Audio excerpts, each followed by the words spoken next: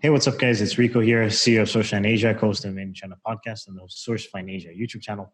Back with Another another one. video. I'm now hanging out with China Mike, my business partner. And in this video slash podcast, we're talking about what's happened in the last 6 days with COVID-19 medical supplies. There's a huge demand for supplies around the world. Obviously, the US got hit pretty hard with infection rates. Europe has been suffering for the last 2.5 weeks or so. South America is beginning to get hit. Africa is beginning to get hit. We're talking about the manufacturing climate, how the factories are stretched thin, the buyers are skeptical. We're in between, communicate both sides of the equation, and trying to also hard to push through, product that is certified and legitimate, but at the same time trying to prove to the buyers that we're real. So it's been a hectic week. So that's what this video is about. I've been up early this morning, thinking back, how can I not see this and that? Last night was a different man and I feel it now, stop thinking mad. Cups of tea, mixing tracks, centre half, instant bang. Go together like chips and ham, and I know the weather like England's whack. Grab my coat, switch my hat, ring my girl, link at gaff. Yeah, I should have been saving stacks, but I spent it on new trainers, and why not do up the flat? Get a credit card and buy the new Mac. At least that way I'm being productive still. My girlfriend can't say jack. Should go gym, get wham. Just wanna do music and jam. In too deep for me to move back. Love one another. Give you one but you just want another. Hold on, where's my jumper? What kind of due diligence are they actually doing? That would be my question. They haven't realized really, like the reality hasn't set into what is going on. This is a desperate situation. 100%. My one of my friends here in the Philippines, I met him like last year. He's originally from, again, I don't remember. I'm not going to reference, but he's from a French-speaking African country. But he was born there, and then he moved to Paris and grew up in Paris, and then moved to the States when he was younger. And he does digital marketing for a lot of companies in Dubai and stuff. And his team is in the Philippines. So he was in the Philippines when this whole outbreak happened, and he's currently here. So he was talking to some of his family, and one of his relatives, like I want to say it was like his aunt, maybe like his mom's sister or something like that. She got tested positive for the coronavirus in Paris. And then, somebody else that he's very close to that also happened. So it's beginning to hit home. Like he was telling me today, he was like, dude, like he's trying to push the business aspect of it at the same time. But he's like, this shit is hitting home for me. We were kind of talking about this before. I think this leads into the interesting thing about people that might be watching this right now might question the ethics of a business profiting from a global pandemic. And my thought process is this: we are sourcing product at cost and then selling it for market rate or below market rate, actually mostly below market rate. Two, we're trying to make sure that if you want an N95 NEOSH certified mask, we were actually turning away people and being like, I'm not confident that we can source that. Like I'd seen too much fakery with certifications. I said multiple times, like, I don't want to touch the N95. There's too much nonsense going on with that. And then now that we actually found a credible source where we can actually go to the NEOSH CDC website and find the factory's name right there as a verified supplier, we're like, okay, oh, so this is a possibility. Okay, so now I feel comfortable offering that as a product. But the reality is I just want to make sure, and we've always had this business ethic, is if you want something, you want this specific thing with these certifications, I want to deliver that to you because I believe in providing the best possible product. It might not be the cheapest, but it's going to be what you want to the best of our ability as a business. And I'll come completely clean as far as myself. When I first started Source Find Asia, I had no basis for how these things went. At that time, you couldn't go on and find 100 different video blogs about how to work with China. There was no, Alibaba. I don't even know if it was up at that time. It definitely wasn't what it is now. And AliExpress, and you couldn't get all of these online ebooks and instructions on how to do it. So I was basically winging it. And I wasn't transparent because I didn't know that that was the way that it had to work. I thought, I had to protect my sources. And I had some fantastic clients and some great situations that blew up because of functioning like that. And when you and I came together and decided to work together, that was one of the first things. Our ethos was that that's just not possible. It can't work. Mm. It can't work if you're doing things like that. So we're transparent throughout the entire process, because that's the only way that these things are going to materialize. You're inevitably going to have problems if you're trying to hold things back from the clients, because you think that, okay, they're going to go directly to the source, or they really know how things go. It doesn't work, man. It doesn't work. And we've been doing that day in, day out for the last 5+ years. And I'm just saying, it's the only way to get things done. The other ethical aspect of this is, like, for me, people that follow our content know that I was born in Zambia, and my parents retired in Zambia. So it's like one of my first, and Mike also brought this up as well, and I was like, I was on the same page. Maybe not as a business aspect of being like, for Sourcefine Asia, this is what we're gonna do. But now I think that has to be something that we include into our sort of business plan or whatever. But I was planning on sending free medical supplies to Zambia. That was going to be one of the first things I was going to do if we had secured one of these larger orders in the short time period that everybody was talking about. I still plan on doing that, maybe on a smaller scale, but now I'm thinking, like, and I don't know what the numbers would be. I don't know. We haven't fleshed this out with our other partners and things like that. But now I'm thinking we need to maybe make a commitment of putting a percentage of proceeds or actual product and donating that to organizations or countries that might not be prepared. Maybe the country has the money, but the organization doesn't have the backing from the government because they're not ready yet. Whatever the circumstance might be, I think we're all, like, in terms of my network of friends and people that we know people from around the globe. I think we can all identify certain areas that we think are going to really, really suffer when they get affected by the coronavirus.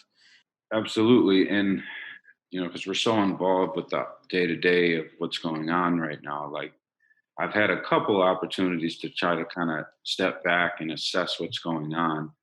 And, we have these issues with people feeling comfortable making the leap, engaging in not only a purchasing process that they're just completely unfamiliar with, but doing so on such a large scale.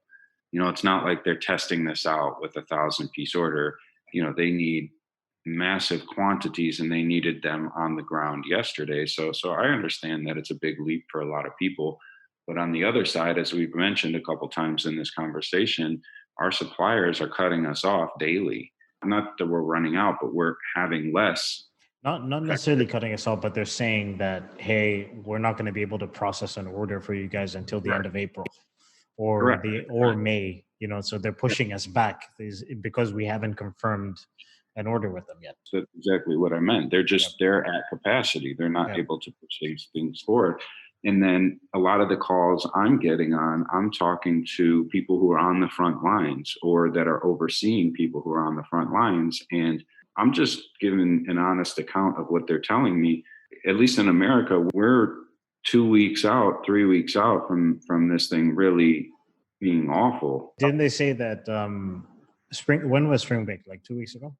2 weeks ago, and there was this website, I'm sure some people have seen it, where they cell phone tracked all these people who were on, maybe it was Lauderdale, Las Olas area, where it was proven where a lot of people had gotten infected, and it tracked their movement, and they just spread all over, and especially in Northeast part of America. So a lot of people are expecting it to flare up in Northeast USA, and then a couple of the distributors and hospital reps, and one guy in particular who oversees a bunch of EMT services with hospitals throughout the Midwest. He goes, listen, man, I think you're doing the right thing, and you should try to get as much on the ground as possible in the next 2 weeks, because the Midwest is about to explode.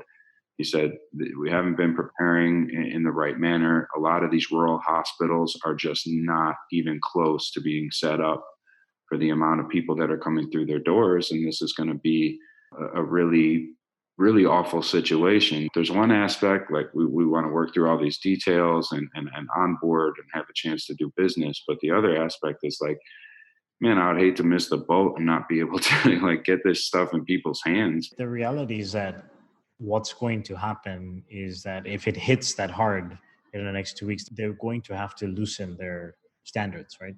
They're going to end up having to source masks that are lower Not quality. certified. Exactly. Or they'll have to do, which now we're more fluent in the language. They'll have to get like FFP1 masks rather than FFP2 masks, right? Like it's going to be one of those things where they have to start making sacrifices and hard decisions, because it's either you don't have anything and you're treating somebody that's corona, and which is already happening in some parts of the states, which I can talk about after you make your point. Either you don't have any protection when you're treating somebody, or you use a lower quality mask. Yeah. So we had talked to one person who needed a astronomical quantity of these goods, and he said, "Well, what are your payment terms?" And I told him, I said, "Well, we just reflect what our suppliers are giving to us. So it's 50% deposit up front, and you have to pay the 50% balance before it's released to the logistics companies." And he said, "Well, that's impossible. We don't do business like that." But he was realistic. He said, "Well, listen, yesterday we would never have accepted a KN95 mask. Yeah. And today my supervisors told me to buy every single one I could, period. Every single one I could find." So he goes, "Hey, you know what? I might call you back on Monday and have a completely different tone." And that conversation was what, on Friday? That was on Friday. Yeah. And yesterday, Saturday, the CDC said they're going to make an announcement saying all Americans should wear masks at all times when they're outside. You can go online and see that from a lot of multiple news sources, the Wall Street Journal, ABC News, like, multiple. It's like, I don't want to get into politics and stuff, but I said that because we've been a part of this since day one, like the outbreak, and we've been privy to what's happening because we. Yeah, I was directly affected by it. Like, it happened a week after I left China. Like, if I had been in China for one extra week, I would have been still in China right now. Like, I had a flight booked 36 hours before they canceled all events of assembly in China.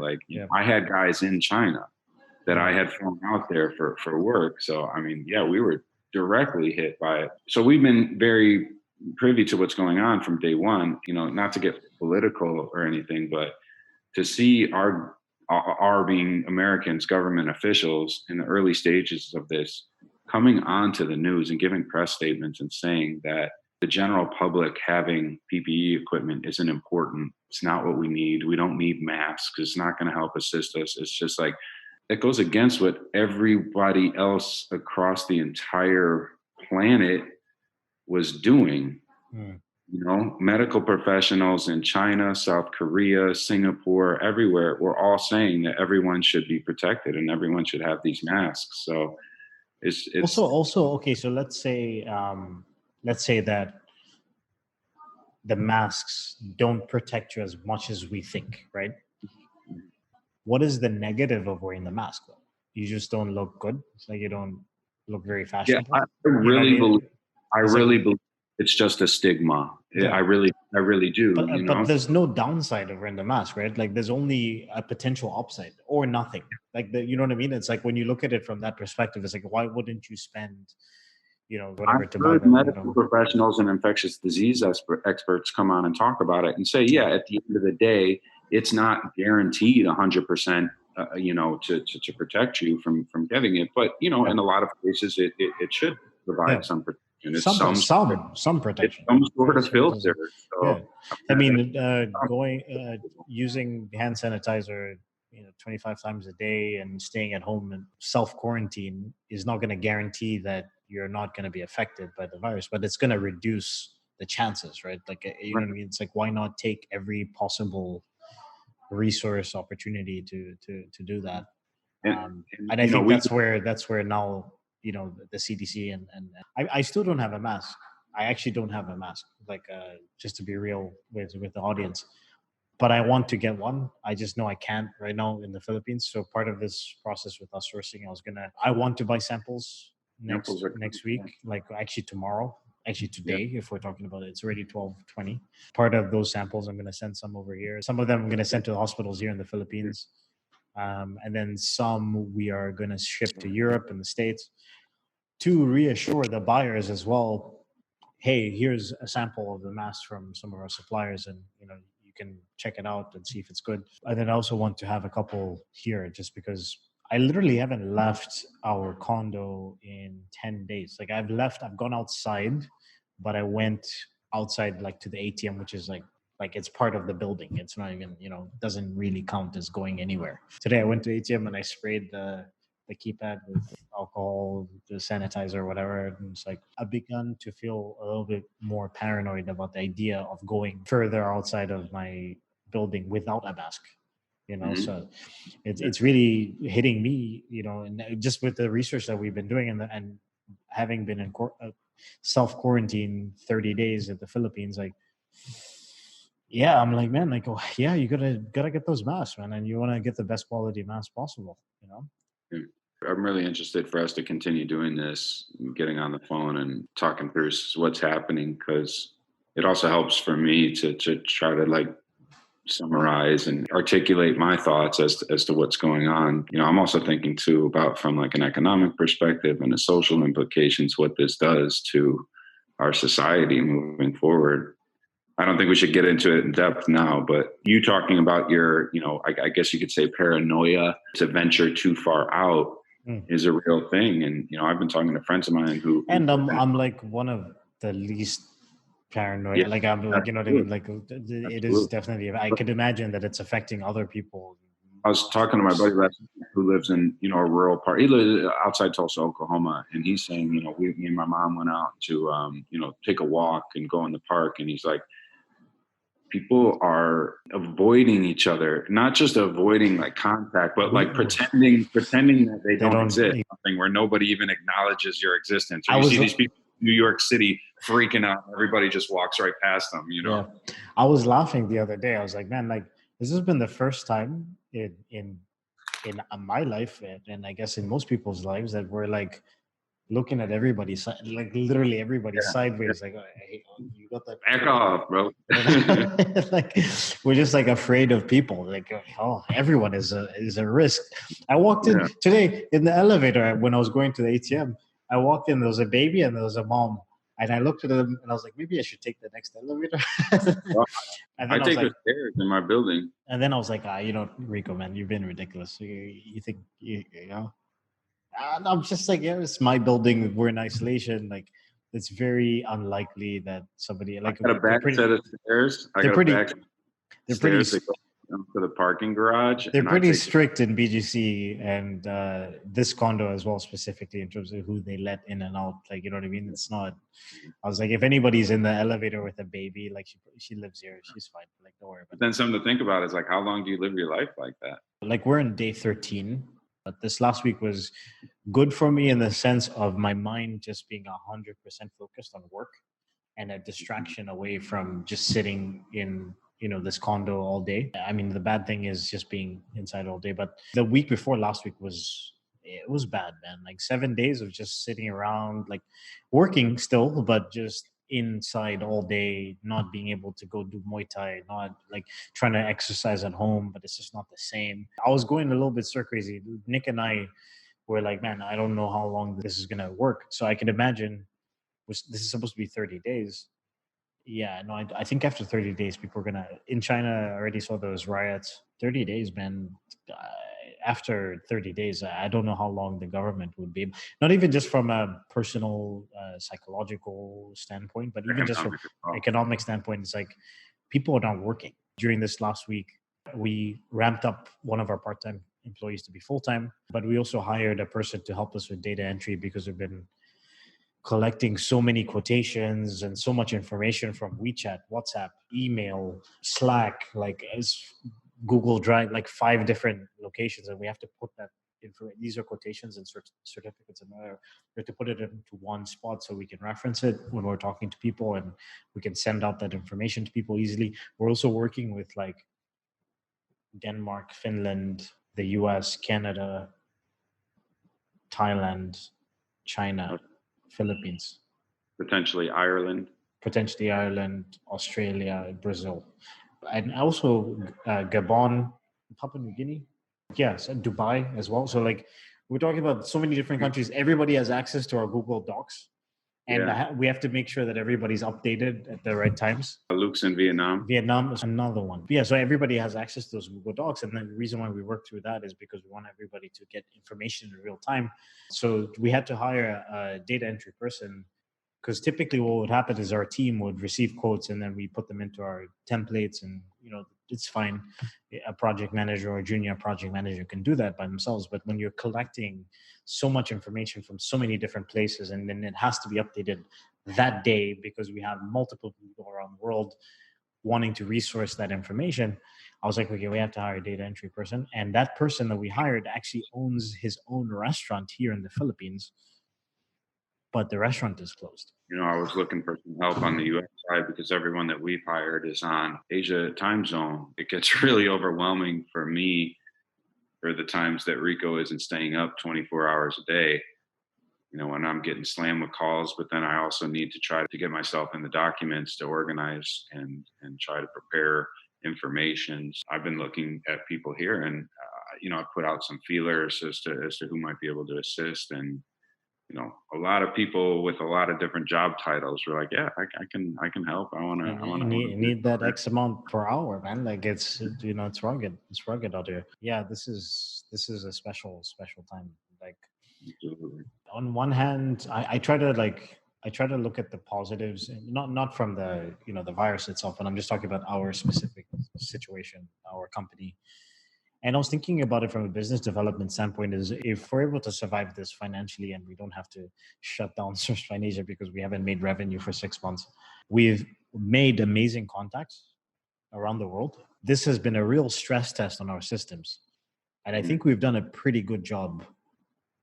You know what I mean? Like, despite us having to work 20 hours a day and stuff like that, but from an organizational standpoint, like the idea that we've been able to communicate effectively to multiple people around the world what we're doing, how we do it, the pricing, being able to collect all that information in such a short space of time. We also stress test our relationships in China, being able to tap into all of our network. Not the time to pat ourselves on the back yet. I'm just saying, this is the positive side of things, man. I'm not patting myself on the back. I'm just saying. I'm just looking at all the hours that have been why are you trying to? But isn't that a positive thing? Isn't that a positive thing? Absolutely. In the sense of saying that we were able to do that. Can we not celebrate a small win? I just know that as difficult as it's been in the last week and a half, we're looking at exponentially more difficult situation in the next 2 weeks. So, in a different way, because I feel like right now we are in a position where we understand the products more, right? We have a better understanding of what the products are, how to even verify the products. That's another aspect. We understand the climate in China. We understand how it's escalating. Our team understands that. We've educated the other people that are involved peripherally from a business development standpoint, or the brokers. They understand better. And we're also educating the audience, like with this kind of content. My point is that, like, I feel like this situation has stress tested a lot of things, whether it's our internal business processes, how we research and things like that. We've pushed our employees to the limits. We pushed ourselves to the limits. We've also tapped into our networks in China. We've called in a lot of favors and people came through. Yeah. I don't think there's one person I hit up out of right. Yeah, exactly. So I'm like, in that sense, I'm proud of what we've built. It's a validation in that sense. I agree with that. And I just like to second I challenge anybody in terms of their network and access to the supply of these products. I was saying at first, when I started to take these calls, it was new. I'm talking to, really big potential buyers on products that I was starting to get familiar with, but I didn't have a fantastic depth of knowledge. And I mean, now, man, after 150 calls, like, I don't care who I'm talking to, man. I truly believe in and out with the people that we know and we're working with, and just the ability to access a worldwide network of entrepreneurs who all have their hand on this situation. We know sourcing guys who went through the quarantine and are in China. We know people who are in China working with QC companies that are going to these factories every day. We have 5 to 10 year relationships with logistic companies that are going to pick up goods from these factories every day. We have friends who we were working with for years who fully converted their factories into mask operations. We have friends who worked for us or that we worked alongside on different projects along the way who they're in the sourcing business, and their company, their factory wasn't able to move forward because of this crisis. In the same way that people are staying home and businesses are closing down, that also affects these factories who are producing the product. So they've had to transition to making these goods, as early as January, people started converting. People getting certifications in February, March.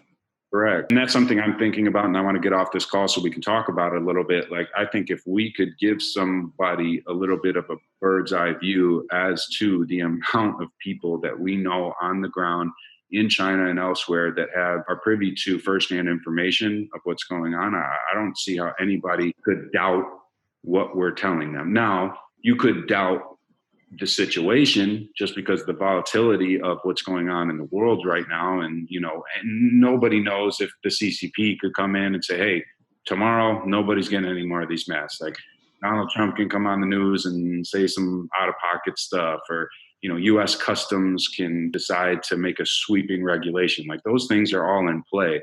But in terms of like what we're telling people and what we have access to, I mean, if anybody's out there doing that, I would be so interested to know if anybody else is as involved in the notes as we are. Yeah. So. Yeah. No. I 100% agree. Like, I agree. Like, I think that there is a lack of understanding of how many resources we have on the ground in China. And I guess that's what we're trying to communicate to people that are not familiar with being in Asia, because like for all the people that I know here in the Philippines and other people in Southeast Asia, they understand that it's not even a question, because they've dealt even peripherally with China, and they know that, hey, like, you having spent, for me, 5 years, for you over 12 years, the resources that you guys have that you've tapped into is legitimate. Yeah, man. So anyways, I hope that anybody watching this is paying attention to the climate in China. A couple things that I think we didn't mention, that I think we mentioned before, but we didn't mention, is that the products are going up every day. We talked about how the factories are getting booked up. There are very few certified factories. There's a lot of factories that are going through the certification process right now, but it can take a while. And the reality is, people don't have time to wait. And also, it's not just the US, it's going to be South America, it's already Europe, Africa. We got to move a little bit quicker when it comes to this. For us, we're a small sourcing company, a little startup situation. We don't have the resources to buy 200,000 masks and just send them over and the hope that they'll sell and we'll make our money back. Like, we got to work with other people to do that. And hopefully something happens this week. We could be having a completely different conversation in 3 days, though. So we'll see how it goes. All right, guys, we're going to continue giving you the coronavirus updates, COVID-19 situation. We're trying to price out more products, trying to get these products out to the world. Hopefully everybody's safe out there. If you want to reach out to us, that's sourcefinasia.com/contact us. For the podcast, that's sourcefinasia.com/made in China. And we will see you guys. I usually say next week, but I'm trying to release videos like every couple of days. So maybe in a couple of days, maybe next week, we'll see. Cheers. Thanks, guys. Peace.